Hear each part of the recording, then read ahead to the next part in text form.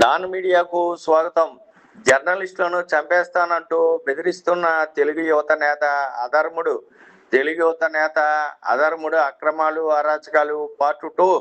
పశ్చిమ గోదావరి జిల్లా తెలుగు యువత మాజీ నేత ఆగడాలు అరాచకాలు రోజు రోజుకు శృతి మించి పోతున్నాయని బాధితులు ఆవేదన వ్యక్తం చేస్తున్నారు.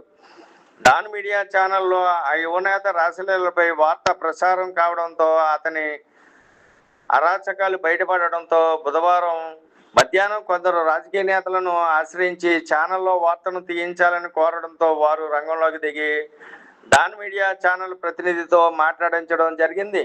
దానికి ఆ ప్రతినిధి నిరాకరించడంతో సదరు అధర్ముడు మధ్యమతిలో రెచ్చిపోయి డాన్ మీడియా ఛానల్ వాడితో మీరే వార్తను రాయించారు, వాటితో పాటు మీ ఇద్దరు జర్నలిస్టులను 2 రోజుల్లో తన కారుతో గుద్ది చంపేస్తానంటూ ఫోన్లో బెదిరించడం జరిగింది.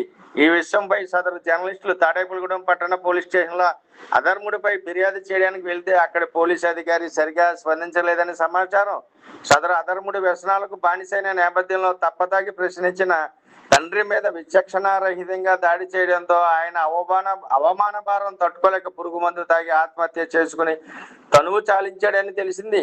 గతంలో చింతాడపల్లి అడ్డ రోడ్డు వద్ద తాడేపల్లిగూడెం రూరల్ ఎస్ఐ విధులకు ఆటంకపరిచి ఆయన మీద దాడికి తెగబడడంతో స్టేషన్కు తీసుకువెళ్లడంతో ఘనంగా సన్మానం చేయించుకున్నాడని తెలిసింది.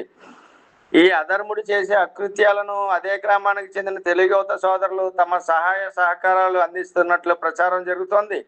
ఇప్పుడు తన ఇంటి పేరు గల ఎమ్మెల్యేకి తమ్ముడిని అంటూ పనులు చేయించి పెడతా, ఉద్యోగాలు ఇప్పిస్తామంటూ పలువురు వద్ద లక్షల్లో వసూలు చేసి మోసగించిన సంఘటనలు చాలా వెలుగులోకి వస్తున్నాయి. జిల్లా పోలీసు ఉన్నతాధికారులు స్పందించి సదరు అధర్ముడు అధికార పార్టీని అడ్డం పెట్టుకుని సాగిస్తున్న అరాచకాలు అకృత్యాలపై విచారణ చేయించి వాటికి అడ్డుకట్ట వేయాలని పలువురు బాధితులు ఉన్నతాధికారులకు మొరపెట్టుకుంటున్నారు. విశ్వసనీయ వార్తల సమాహారమే మన డాన్ మీడియా.